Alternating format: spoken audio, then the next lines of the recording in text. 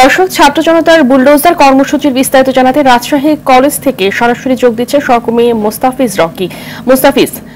Mustafiz, mural ভাঙচুরের সর্বশেষ কি তথ্য আছে আপনার কাছে, বিস্তারিত জানাবেন।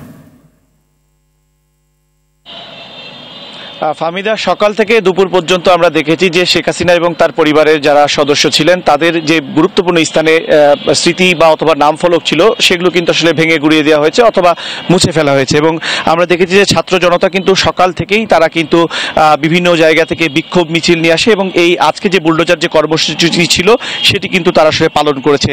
এবং সর্বশেষ আমরা কিন্তু দেখেছিলাম যে রাজশাহী কলেজে বেলা 11টার পর থেকেই ছাত্র জনতা আসলে জড়ো হতে শুরু করে এবং আজকে মূলত রাজশাহীর অন্যতম আজকে তাদের যে কর্মসূচির মধ্যে ছিল বুলডোজার দিয়ে বঙ্গবন্ধুর যে মোরালটি ছিল সেটি তারা আসলে ভেঙে গুড়িয়ে দিয়েছে ঠিক 1:55 এবং সেইখানে কিন্তু আমরা দেখেছি যে শত শত ছাত্র জনতা সেখানে এসেছিলেন। এরপরে কিন্তু বুলডোজার দিয়ে সেই বঙ্গবন্ধুর যে মোরালটি ছিল সেটি কিন্তু ভেঙে গুড়িয়ে দেওয়া হয় এবং এই বঙ্গবন্ধুর যে মোরালটি সেটি কিন্তু দেশের দ্বিতীয় বৃহত্তম এটি বঙ্গবন্ধু মোরাল ছিল এবং এটি ব্যয় হয়েছিল প্রায় 10.5 লাখ টাকার মতো।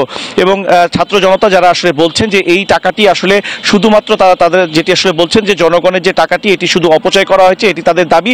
এবং তারা বলছেন যে এই যে তাদের যে আজকে যে বুলডোজার দিয়ে মোরাল অথবা শেখ হাসিনা পরিবারের যে সদস্য আছে তাদের যে নাম অথবা স্মৃতিফলক মুছে ফেলার অন্যতম কারণ হিসেবে তারা বলছেন যে আগামী দিনে যারাই রাষ্ট্রীয় ক্ষমতায় আসবে তাদেরকে তারা আসলে নতুন বার্তা দিচ্ছেন, কেউ যেন ফ্যাসিস্ট না হয়ে উঠতে পারে এবং ক্ষমতা যেন আসলে চির বা দীর্ঘস্থায়ী না করতে পারে, এটি তারা আসলে উদাহরণ হিসেবে রেখে দিতে যাচ্ছেন। এবং ছাত্র জনতা আরেকটি কথা আসলে বলেছেন যে আগামী দিনে তারা আসলে নতুন বাংলাদেশ দেখতে চান এবং নতুন বাংলাদেশের ক্ষেত্রে তারা সব ধরনের যে সহযোগিতা সেটি আসলে করতে চান। এবং সেই ক্ষেত্রে কিন্তু রাজনৈতিক দলগুলোর কিন্তু তারা আসলে যে সহমর্মিতা বা সহযোগিতা ছাত্র জনতার যে মনোভাব সেটি বোঝার জন্য তারা আসলে এটি আসলে আমাদের কাছে এই বিষয়গুলো আসলে তুলে ধরেছেন।